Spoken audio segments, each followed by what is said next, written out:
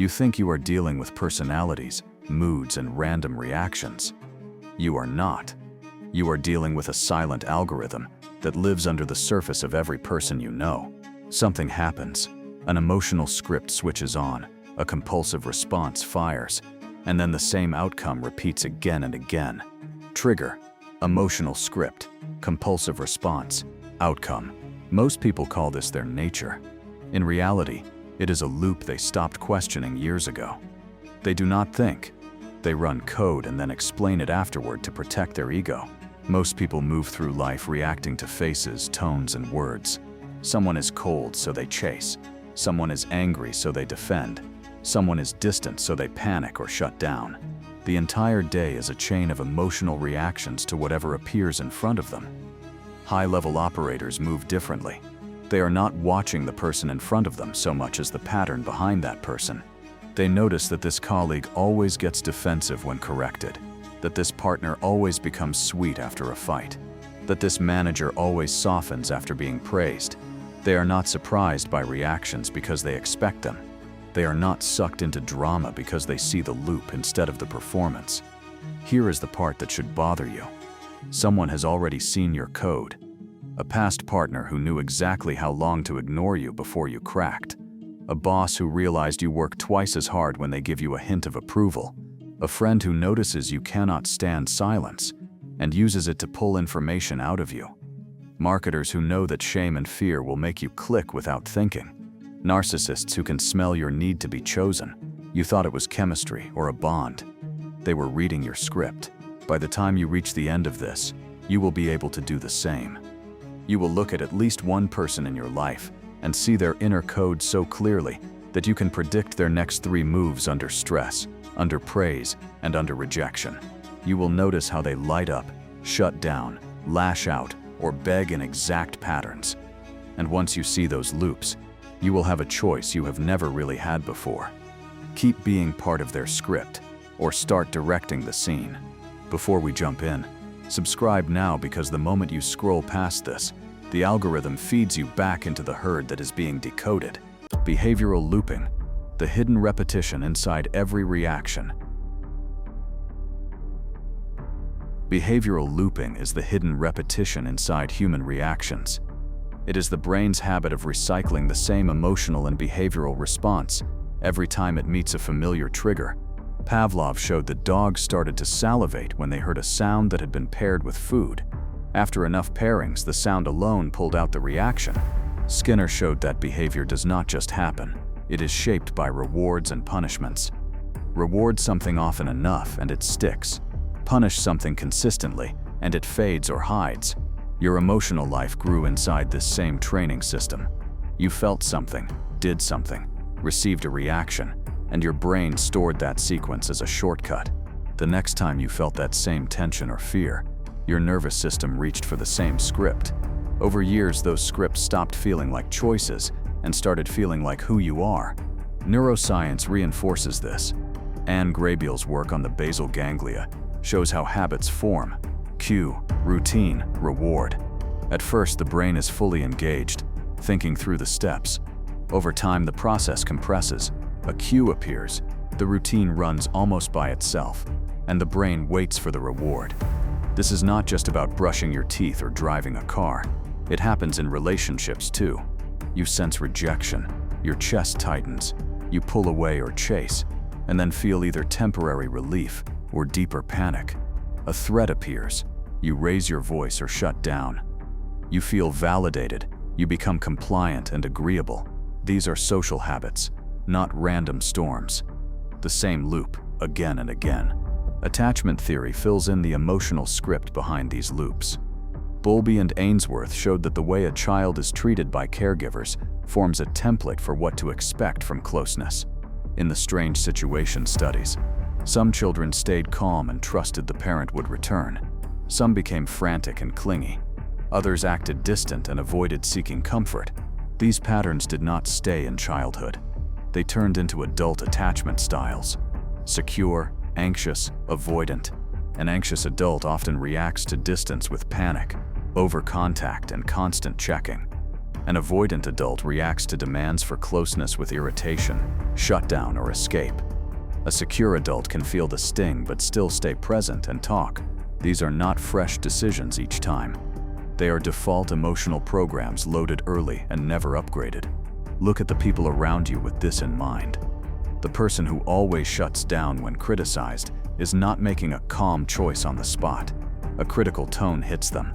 Their body floods with shame or fear. Their brain drags up the old script from childhood or past relationships. Shut down, go quiet, protect. The friend who always escalates when they feel ignored is not just dramatic. Being ignored hits an old wound. The loop turns on. Feel abandoned. Raise intensity. Push. Force a reaction. The partner who becomes extremely agreeable when praised is not just kind. Praise is their drug. It calms their fear of being unwanted. So their system learns that compliance and flattery keep the drug flowing. That loop makes them easy to control.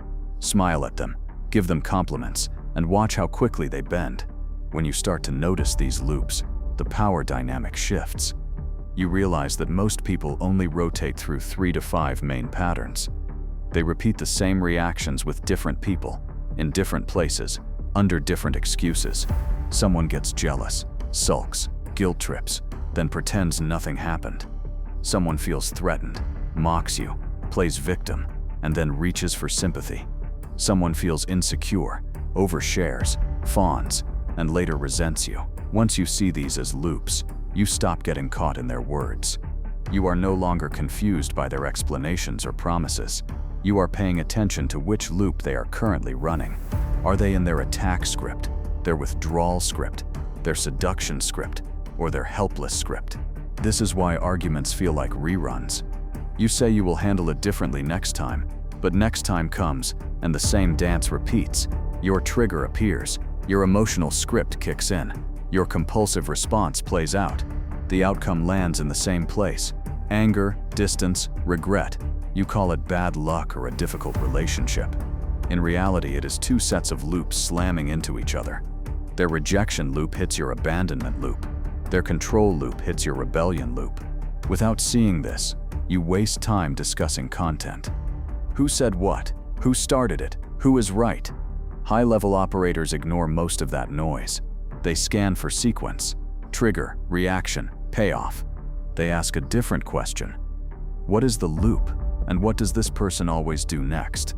The dark truth is that whoever sees the loop first controls the room. If you still believe people are endlessly complex and unpredictable, you are at a disadvantage. You overestimate their freedom and underestimate their conditioning. You argue with the surface instead of the code underneath. You listen to their apologies instead of counting how many times they have done the same thing. You try to reason with someone whose brain has already accepted its favorite script as the only option. Once you start seeing loops, the social world stops being pure chaos. It becomes a system of routines, running mostly on autopilot, waiting for someone to notice the pattern and use it. Finding the emotional tripwires in any mind.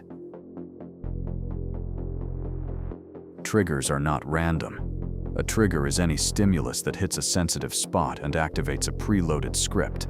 Silence, a short reply, a critical comment, being interrupted, being excluded from a plan, being told no, someone raising an eyebrow, a partner putting their phone face down, a colleague not replying in a group chat. These are small events from the outside. Inside, they can feel like a threat to safety, worth, or control.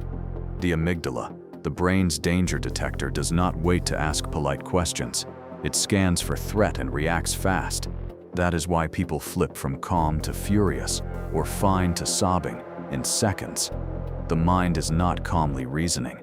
It has been triggered, and the script is already running.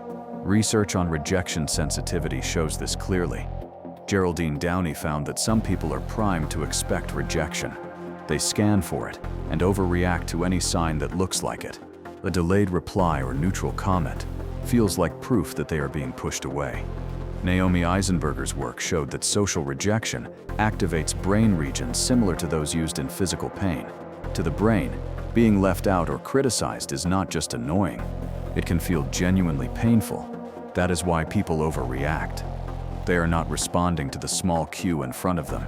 They are responding to the massive meaning their system has attached to that cue. The trigger is small. The story behind it is huge. If you want to see someone's code, you start with their tripwires. Study them like a scientist, not like a hurt partner or annoyed friend. Ask yourself, what always happens before they spike?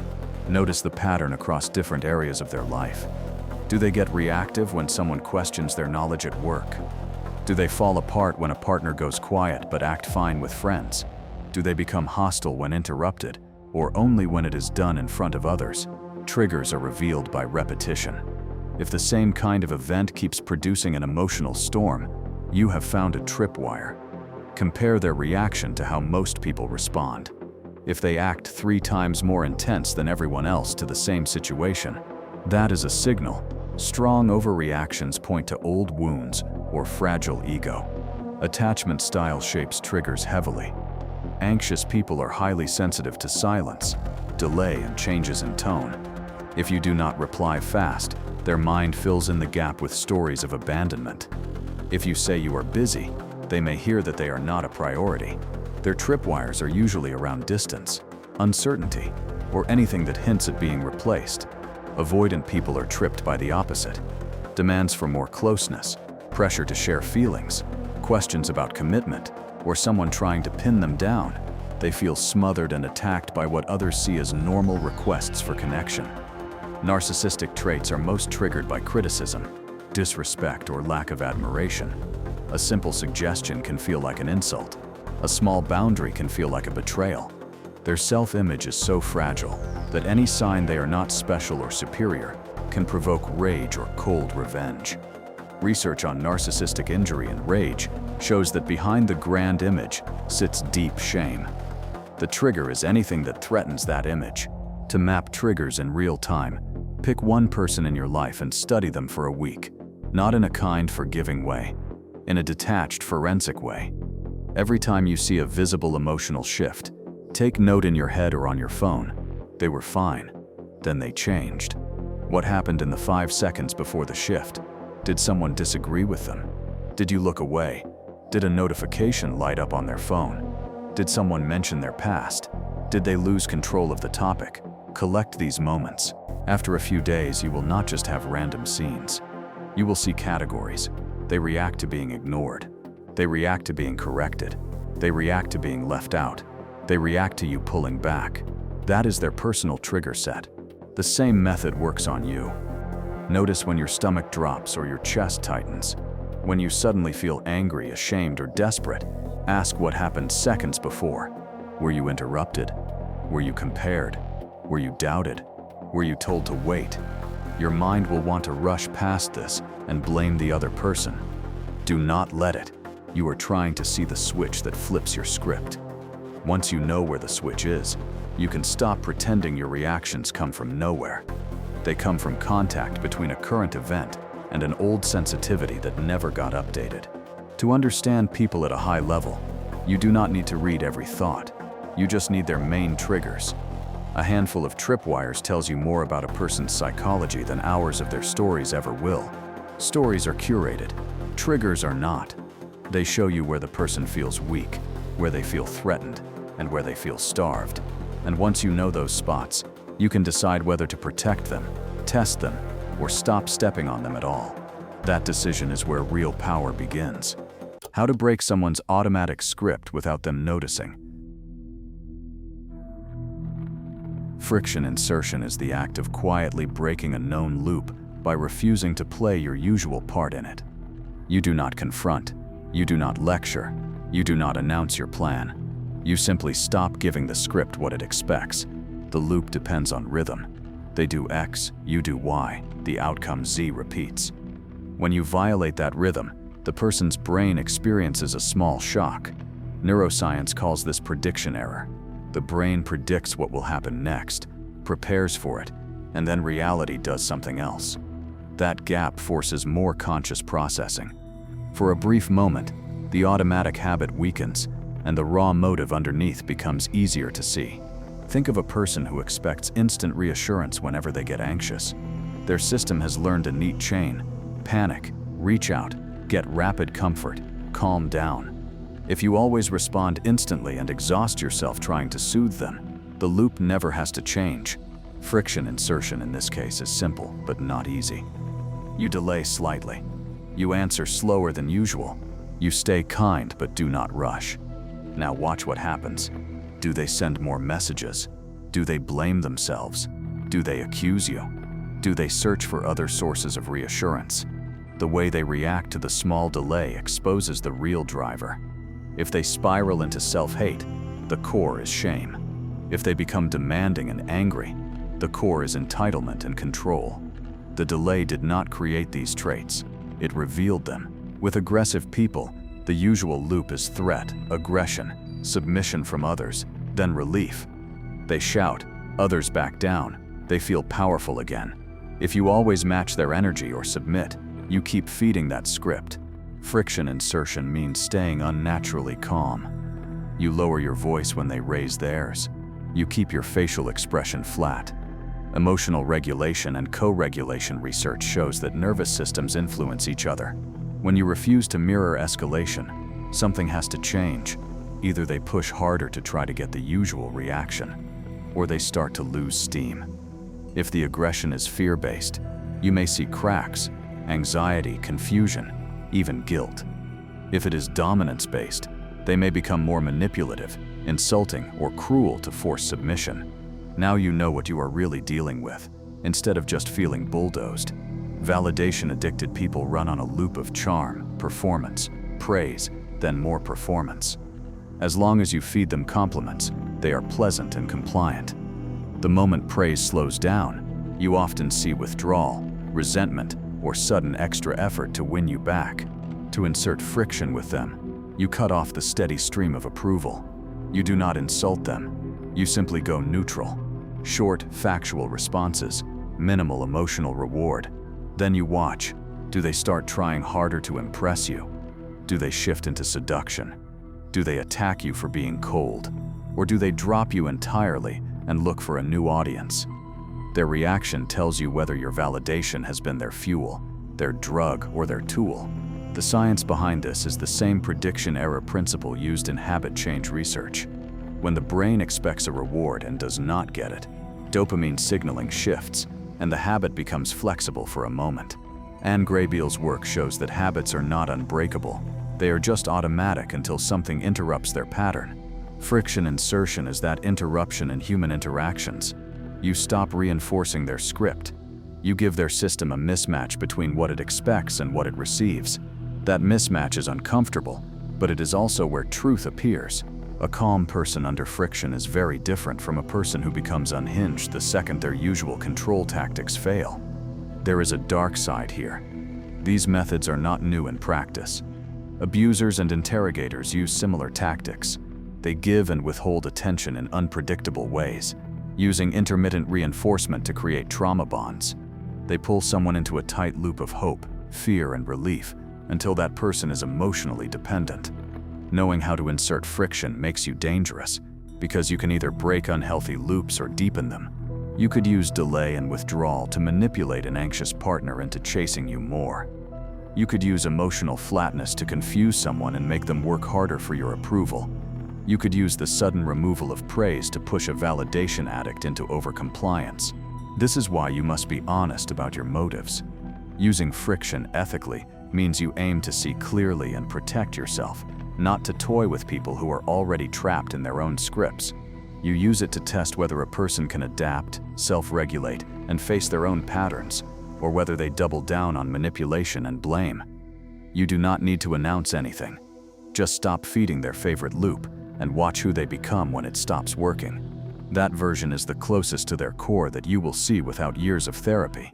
Predictive modeling, turning patterns into precise forecasts. Predictive modeling sounds technical, but in this context it is simple.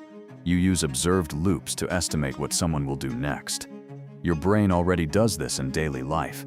If a dog has snarled at you 3 times, you predict it may bite if you get closer. You avoid it. With people, you often ignore this same logic because you are attached, hopeful, or scared. You treat their repeated behavior as accidents instead of data. Predictive modeling requires you to step out of that and see behavior as a series of patterns you can calculate, even informally, every time someone repeats the same loop under similar conditions. Your confidence in that pattern grows. Daniel Kahneman described 2 systems of thinking. System 1 is fast, emotional, automatic. System 2 is slow, analytical, deliberate. Most of the reactions you want to predict from others are pure System 1. They fire before they think. That is exactly why they are forecastable. Your job is to stay in System 2 when dealing with them. You treat their reactions as evidence, not drama. Instead of focusing on what they promise after the fact, you log what they actually do when triggered. Over time, you build their personal algorithm in your mind. It is not magical. It is simple pattern recognition sharpened by attention. To create a personal algorithm for someone, start with their main triggers. From your observation, pick the 3 to 5 things that always cause an emotional shift. Silence, criticism, being told no, feeling controlled, not being center of attention. Then look at what emotional script follows that trigger. Do they withdraw? Do they attack? Do they become sweet and overly helpful? Do they distract with humor or chaos? Then identify the payoff they seem to chase. Do they end up with control of the situation? Do they gain sympathy, attention, or moral superiority? Do they get to avoid responsibility? Put this into simple if-then chains in your head. If they are criticized in public, they get sarcastic, then later sulk, then complain to others about being mistreated. If a partner does not reply quickly, they panic, send repeated messages, then apologize, then resent them. Once you see these chains, you are no longer surprised when they play out. You are waiting for them. Personality research, like the Big 5 traits model from Costa and McRae, shows that traits are fairly stable over time. Someone high in neuroticism tends to react more strongly to stress. Someone high in agreeableness tends to avoid direct conflict. Someone high in extroversion seeks stimulation and attention. Combine stable traits with known triggers, and predictability shoots up. For example, a highly agreeable, conflict-avoidant person with strong fear of rejection will likely fold under direct confrontation from a dominant personality, especially if that confrontation hints at disapproval. A narcissistic person with fragile ego and high extroversion will likely respond to being publicly challenged with either rage, charm, or a smear campaign later, depending on what preserves status best. These are not guesses. They are logical outcomes based on their code. Dark applications of this are everywhere. Once you can predict when a boss is most relaxed, you can time your requests for raises or schedule changes around those states. You know not to bring up sensitive topics when their control triggers are active. When you know a partner tends to fold and self-blame after you go silent, you could use that to win every argument, even if you are wrong. When you know a narcissist cycles through love bombing, devaluation, and discard, you can predict when they will switch from charm to cruelty and back again. Many survivors of emotional abuse eventually realize that the abuser followed a script so consistent, it might as well have been written down. Idealize, test boundaries, punish resistance, reward submission, repeat. The defensive use of predictive modeling matters most. When you can forecast someone's next move, you can preempt being used. If you know that saying no to a certain person leads to guilt trips, you can prepare your boundary ahead of time and refuse to explain or defend it. If you can see that a manipulator will try to bait you into an angry reaction to paint you as unstable, you can starve that script by staying calm and brief. If you know a toxic friend always runs to a new audience to smear you after conflict, you can document interactions and avoid sharing private information they can twist. The point is not to turn human relationships into a cold math problem. The point is to stop pretending repeat behavior is mysterious. Patterns are predictions. If someone has lied in every high-stress situation you have seen them in, assume they will lie in the next one. If someone has thrown you under the bus every time they felt threatened, assume they will do it again. Your brain may resist this because hope feels better than realism, but power comes from accuracy, not fantasy. Predictive modeling is simply you respecting the evidence in front of you, instead of the excuses handed to you. Once you do that, people stop being unpredictable storms and start looking like scripts you can read in advance. From reacting to programming, using the code without becoming a monster. Once you start seeing people as patterned nervous systems running code, the social game changes. You are no longer just reacting. You have the option to program interactions by choosing how you respond, what you reward, and what you refuse to feed. Every conversation becomes a tiny training ground. If you consistently reward calm honesty and do not reward drama, you shape how people show up around you. If you always give in to guilt and anger, you train people to use those tactics. Most people have already been programmed by parents, partners, bosses, media, and culture. The question is whether you keep being passively programmed or step into the role of quiet programmer of your own life. There is a trap here. The most dangerous person is not the one who sees others' code. It is the person who sees others' code but is blind to their own. Emotional regulation research, like James Gross's work, shows that people who can notice and manage their own reactions have far more control over their lives. If your own triggers still run you, you cannot use this knowledge well. You will end up manipulating others in the same way you were once manipulated, acting out your own wounds with more precision, but not more wisdom. Before turning this outward, you need to turn it inward. Start by mapping your own loop. What triggers hit you hardest? When someone ignores you, when you feel controlled, when you are criticized, when someone is cooler or more successful than you. What script follows? Do you attack, beg, shut down, cling, flirt, withdraw? What payoff do you chase? Approval, control, safety, being seen as the good person. Now practice inserting friction into your own loop. When you get triggered, delay your usual response by a small amount. Sit with the discomfort. Do not send the text, make the call, raise your voice, or apologize just to feel safe again. This is similar to cognitive behavioral methods and habit reversal research. You interrupt the automatic chain and give yourself a chance to choose differently. Over time, the urge will still appear, but it will no longer feel like a command. You will feel the space between trigger and response grow wider. That space is where real power lives. Power and ethics must be faced directly. High-power individuals, cult leaders, and skilled manipulators often use this same algorithm intuitively. They spot a person's main trigger. They activate emotional loops on purpose. Then they offer relief in exchange for loyalty, obedience, or resources. Coercive control research shows how this plays out. Isolation, gaslighting, alternating punishment and reward, until the victim stops trusting their own mind and depends on the controller's approval to feel stable. Intermittent reinforcement, where rewards are unpredictable, is especially addictive. It keeps people chasing the next hit of love, respect, or safety, even as the situation destroys them. You now stand at a fork. You can use this knowledge to make people more predictable and easier to handle, to set stronger boundaries, and to refuse emotional games. Or you can use it to get what you want faster by pressing other people's buttons. The second path looks tempting because it works in the short term. You will get compliance, attention, and power. But you will surround yourself with weaker people, trained victims, and hollow connections. And you will stay a slave to your own loops, chasing control because you are still terrified underneath. The first path is quieter but more dangerous in a different way. You become less available to be controlled.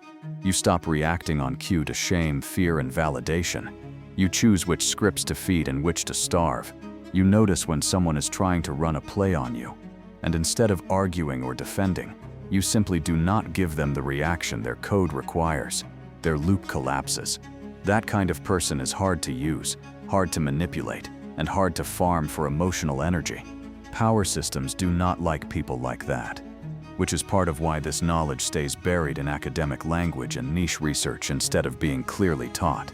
The algorithm you have seen is simple. Trigger, emotional script, compulsive response, outcome. Once you start observing, you add your own process.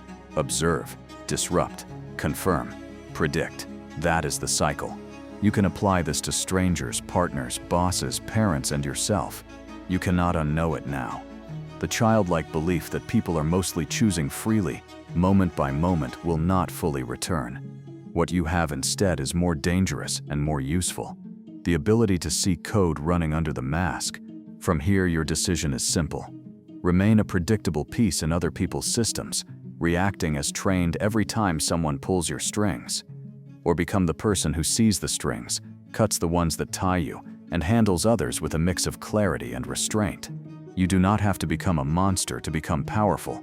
You just have to stop pretending that no one is already using these rules on you.